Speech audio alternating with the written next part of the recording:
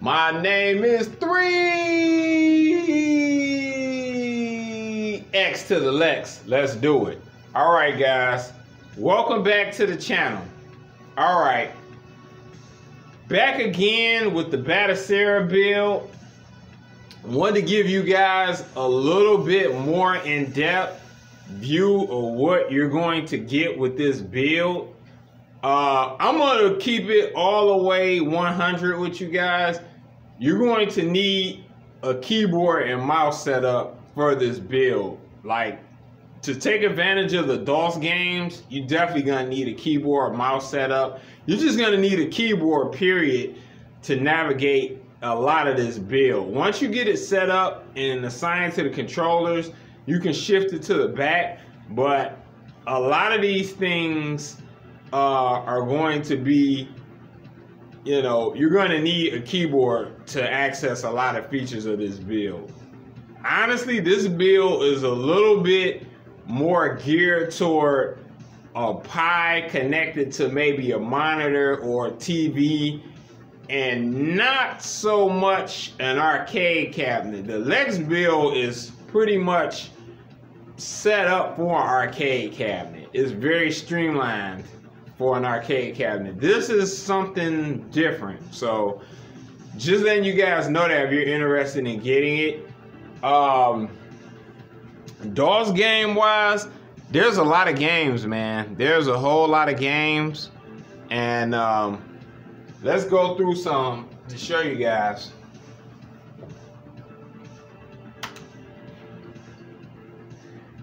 It's like basically 720 DOS games. Just a ton of games, man. And a lot of classic games like Alone in the Dark. For you guys that don't know, and it's probably some younger guys watching this channel. I know it's a lot of older guys on this channel too. But Alone in the Dark was kind of the origin of Resident Evil. A lot of people thought, you know, Resident Evil kind of kicked off that pre-rendered survival horror game. I actually had a version of this game. I want to believe it was probably on 3DO, if I'm not mistaken, way back in the early 90s, maybe 93, 94.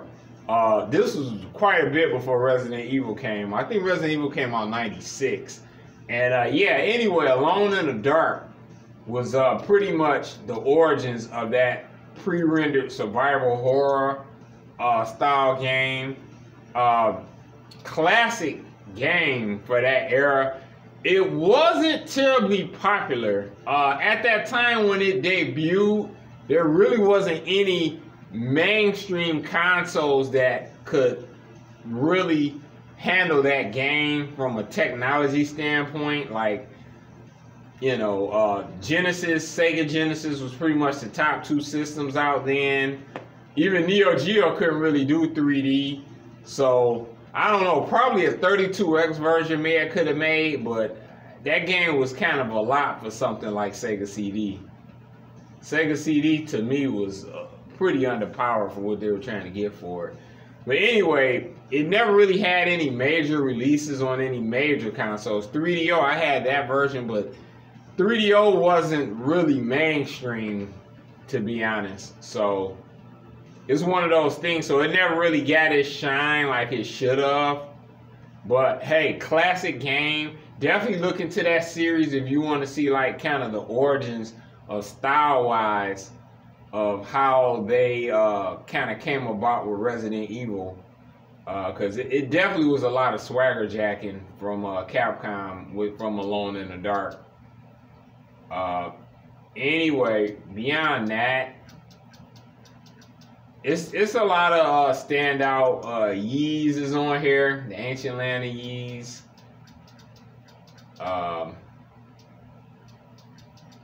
A lot of spinner games like Arkanoid is on here.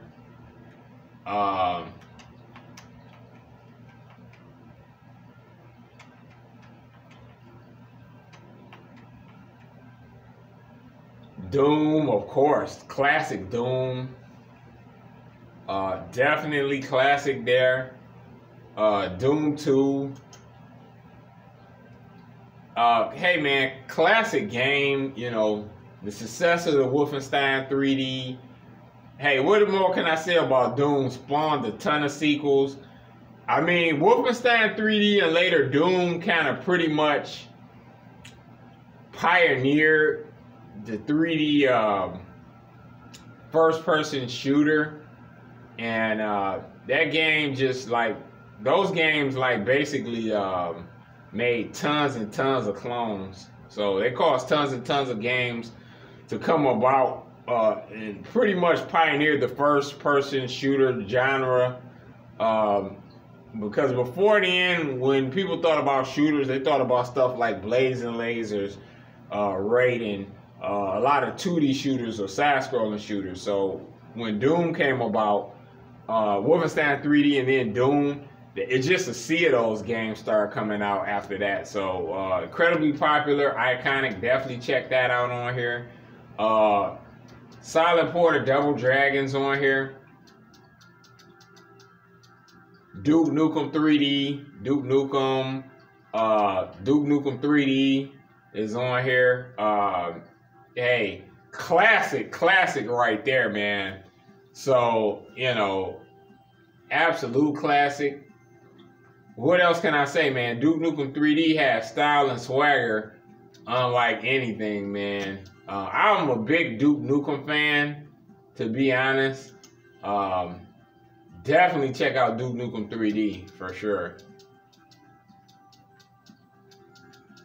Earthworm Jim, very classic side-scrolling blaster from back in the day. Sega Genesis era.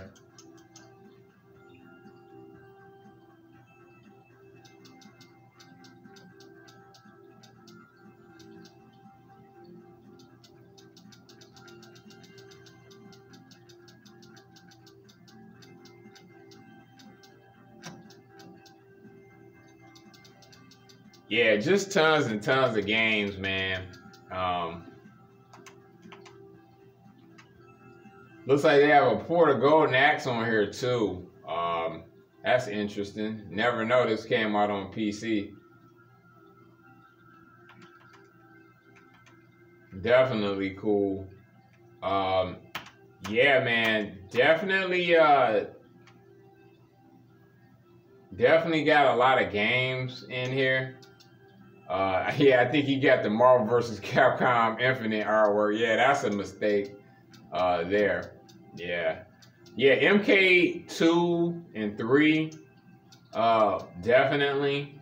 And for sure, check those out. PC port of MK2 was pretty solid. Need for Speed. Hey, now this takes me back. Road and Track presents the Need for Speed, the very first Need for Speed game. This first came out on 3DO, a system which I've mentioned a lot that I used to own, and I actually had it. Spectacular racing game. Later came out on the PC, and then it got ported to PlayStation and Saturn. Later had the PlayStation game.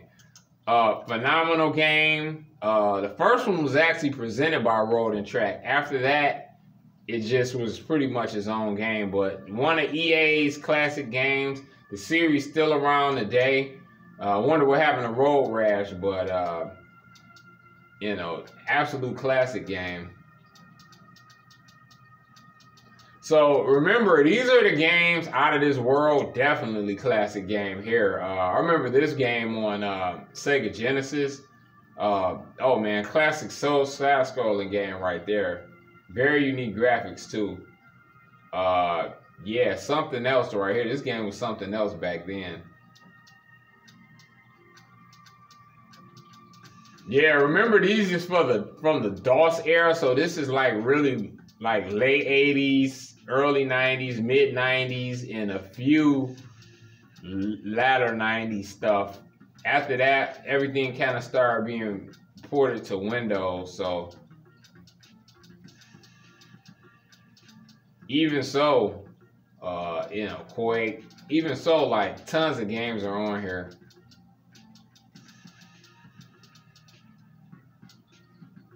Rayman, definitely classic there.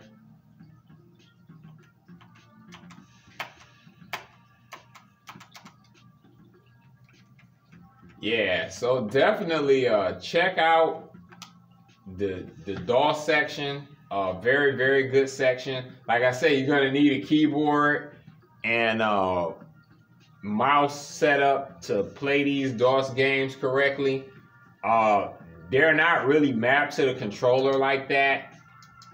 Other than that, like the PC Engine, Super Graphics, Turbo Graphics, those sections are pretty much identical to the Lex build. Same thing for Nintendo, Game Boy, Super Nintendo. Those sections are pretty close. Now N64 has more games. But what I've noticed with this build is, yeah, this one has a lot more import games. And, you know, it's definitely interesting. So if you got an interest in a lot of import N64 games, definitely check this out. Automobile Lamborghini. Yeah, this was quite the game back in the day for N64. I don't know, man. A lot of N64 games from that era, the 3D was always weird on N64 for me for a lot of games. It just looked smeary. So, interesting.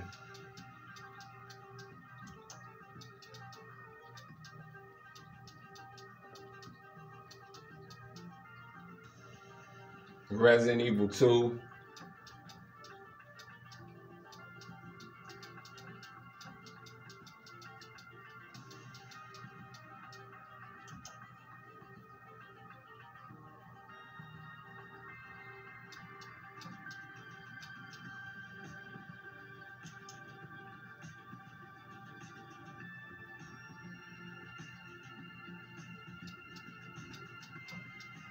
Yeah, so very big section here.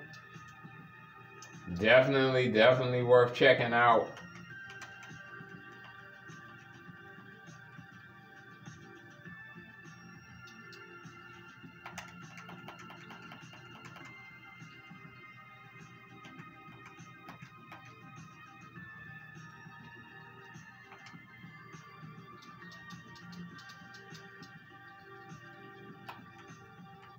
All right, yeah, let's see how Smash Brothers run.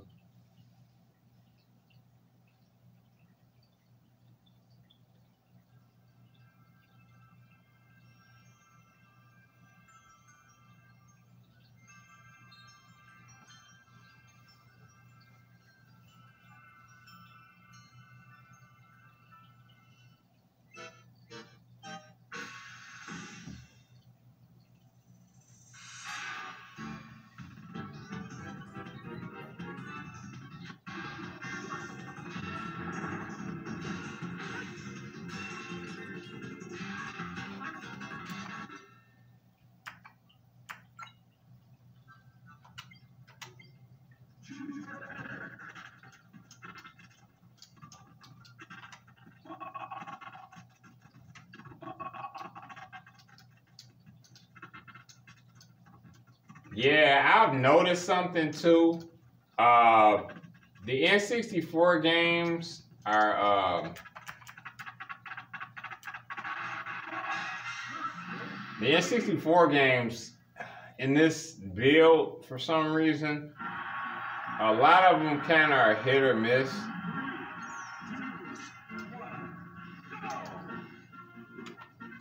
Yeah, like it runs okay, but you know, it's definitely some slowdown. It doesn't run as smooth as the Lex build. Like the character selection screen is slow. Yeah, so it's interesting, man.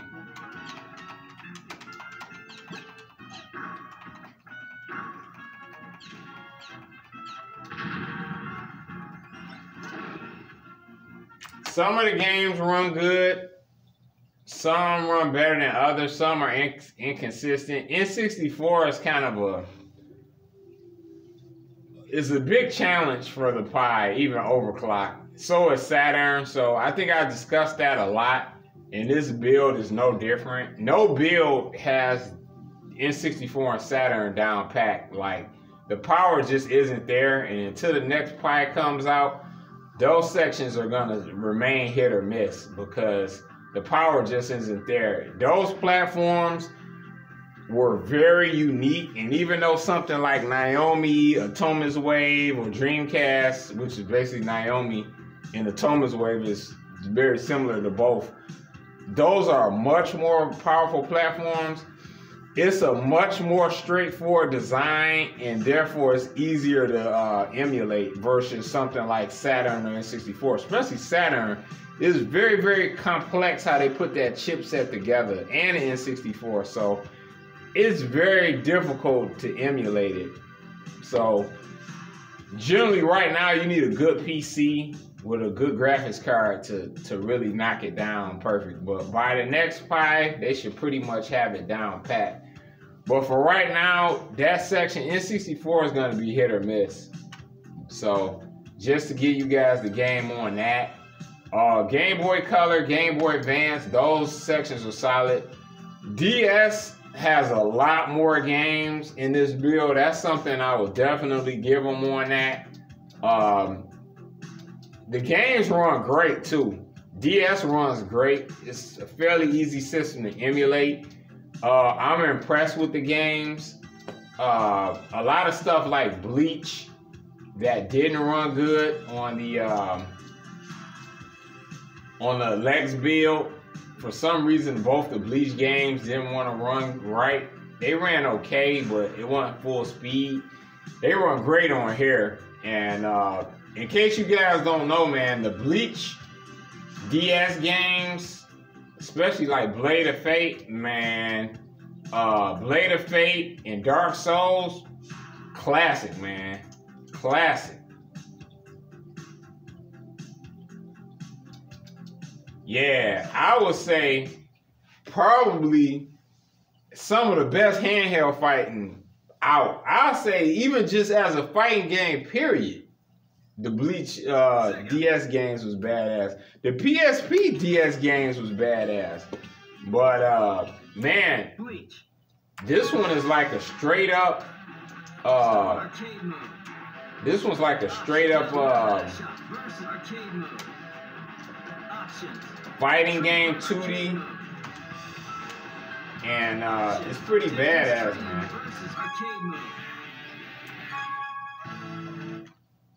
Let's do it, what the hell is this? Some kind of powerful spiritual pressure.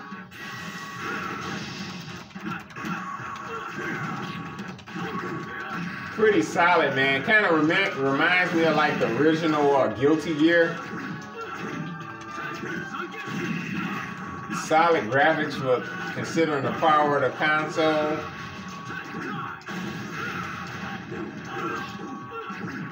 For some reason, some of the some of the DS games don't have borders, so it's interesting.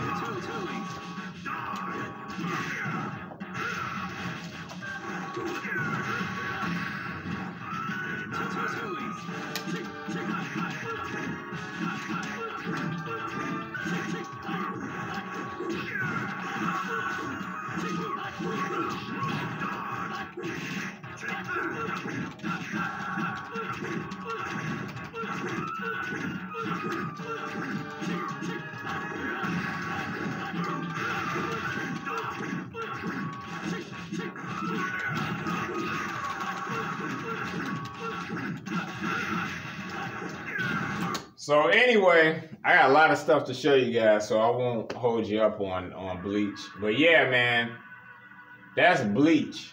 Definitely check that out. Hey man, the arcade classic section, which is the main section on here, there isn't a world of difference from the Lex build. There's a few things here and there. Some games run better, some don't. Too much stuff to go over, really. But yeah, man, it's not really that big of a difference with the arcade classic section. So if you're looking forward to the arcade classic section on here, it's pretty much the same as the Lex build, all things considered. All of the rest of the platforms are identical. Master System, Mega CD, Sega CD. Saturn is similar, but like the games are kind of like more hit or miss, more so than the Lex build. Some things seem to work that didn't work in the Lex build, Last Bronx, but they still got issues. There's a lot less Dreamcast games. There's only 60 Dreamcast games, and overall, like Armada works, Carrier, Charge and Blast, like a lot of these games, pretty much all of this stuff is on the Lex build anyway. I don't see anything on here that isn't on the Lex build, so I mean, there's nothing really to show you guys with that. Same for Naomi, everything's there.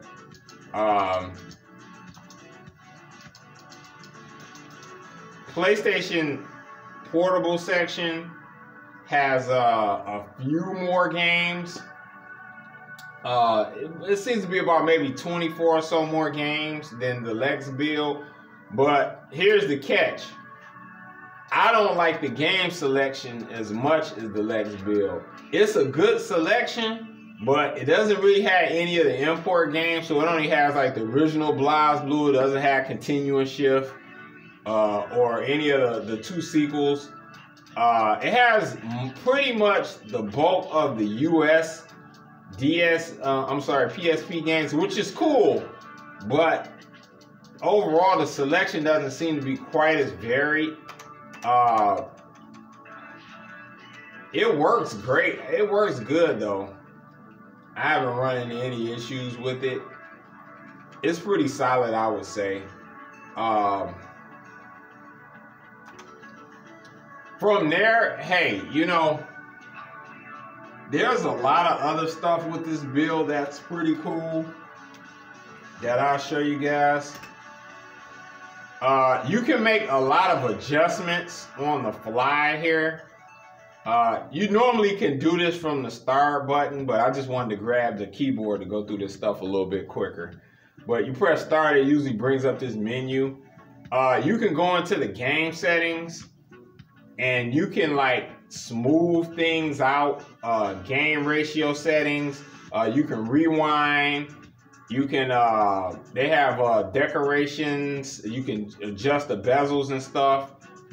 You can change a lot of parameters. You have a lot more adjustability with this build than the Lex build. The Batocera build is very customizable, and you can change a lot of things on the fly.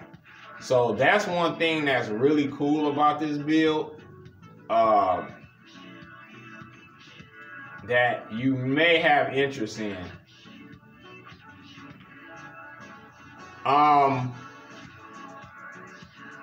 From there, I would say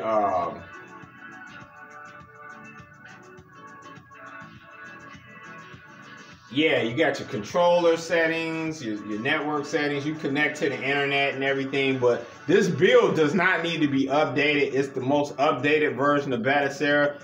Don't take any updates with this. You can scrape online for content and everything, like borders and artwork and stuff, but again, this build is up to date. You don't need to do any of that stuff. From there, man, oh yeah, I'll show you one other thing before we get out of here.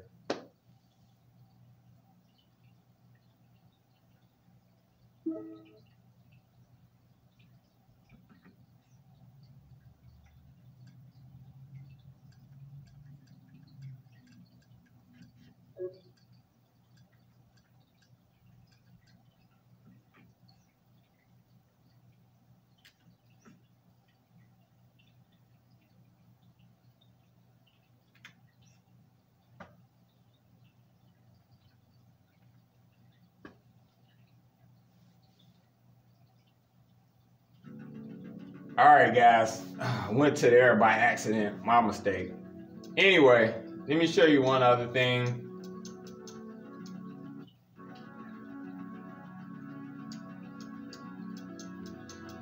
Oh yeah, the build is configured for sending light guns too. So the sending light guns will work on this build.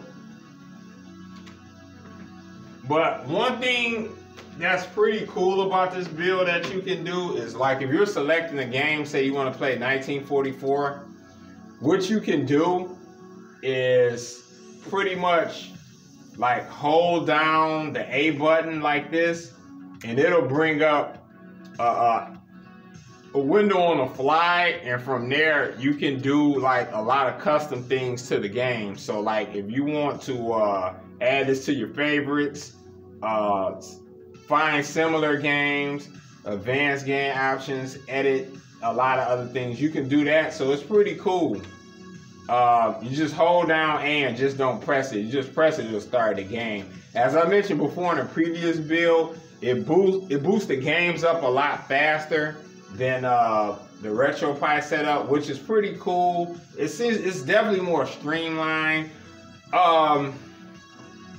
So it's an interesting experience. I'll say this for my closing thoughts. It's an interesting build. Who would I say this image is for? I would say this image is more for somebody that has an interest in setting up their RetroPie setup at a desk or a table, or a television, a small TV at a table, and they want to play this stuff more near field or a different layout, so they can have their keyboard, their Pi, their mouse controller or whatever. And I see that as being, and they're interested in adult games and, you know, and things like that. I could see it working out that way. So in that type of scenario, I can see the advantages to going with this build. This build would make a lot of sense in that situation.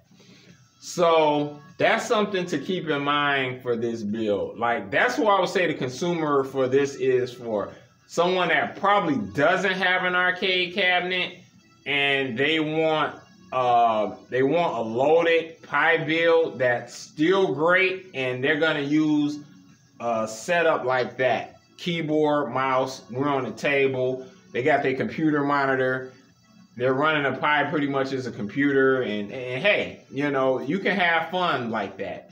As it being in an arcade cabinet, it's not, how can I put this? The experience is a little, it ain't quite as smooth as the Lex build. You're gonna have to put more elbow grease in the things. You'll definitely be using the keyboard a lot more often. And then let's be real, PC games ain't really meant to be played on an arcade cabinet anyway. So, you know, that's another story. So that's my take on it. It's a great build though. If you got interest, it can work in an arcade cabinet. If you do have interest in the DOS games, I mean, this would be the way to go, because everybody isn't gonna just be into the arcade cabinet games like that. I of course bought this because I have interest in arcade games. That's why I bought an arcade cabinet, to play arcade games. All this other stuff is just a bonus, really. So it's an outstanding build.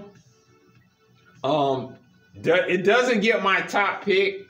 I would say it's the second best build I've encountered. The Lex build is the best build, Pi build I've encountered. I've tested a lot. Just everything about that Lex build is really on point. You know, stability, has a few things that doesn't work. It's not perfect. No build is, no PC, no hyperspin setup, no coin ops, big box. No setup's gonna be perfect. It's always gonna be stuff that doesn't work. It'll always be issues. But that build is just really solid, and it has a ton of content that actually works pretty damn good. The same could be said for this. A lot of stuff works. This has a lot more adjustability, and it's a lot more customizable. So It can definitely work in the arcade cabinet if you're patient and you don't mind tweaking it and you don't mind putting some elbow grease into it. This can definitely work. This would be ideal for somebody like that. But if you're really serious about just having an arcade cabinet and you just want more games, if you got this cabinet, you're on the old arcade guys build and you want a lot more content, I will go with the Lex build. Very easy to set up. And you're getting a ton more content, upgrade your cooling, and you win like Flynn. So, hey, that's all I got. That's the Batocera build. 3X to the Lex out, and I'm going to get with you on the next one. Peace.